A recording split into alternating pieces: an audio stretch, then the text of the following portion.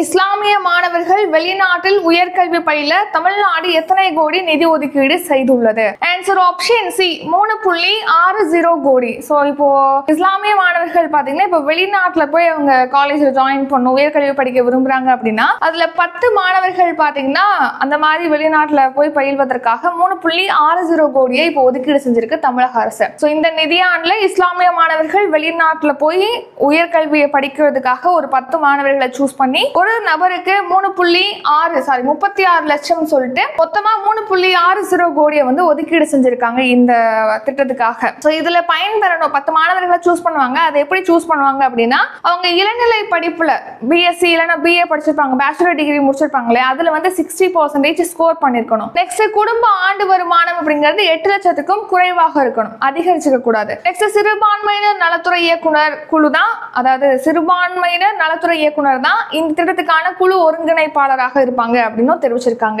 இதுல எந்தெந்த படிப்புகள் அவங்க போய் வெளிநாடுகளில் படிக்கிறதுக்காக இந்த நிதி உதவி வழங்கப்படும் அப்படின்னு பார்த்தோம்னா பொறியியல் மேலாண்மை, அப்புறம் அறிவியல், பயன்பாட்டு அறிவியல், வேளாண் அறிவியல், மருத்துவம், வணிகம், பொருளாதாரம், பட்டய கணக்கியல், நிதி, அப்புறம் மானுடவியல், சமூக அறிவியல், சட்டம் மற்றும் நுண்கலைகள் இது போன்ற படிப்புகள்ல போய் சேர்றாங்க அப்படின்னா அவங்களுக்கு கொடுப்பாங்க.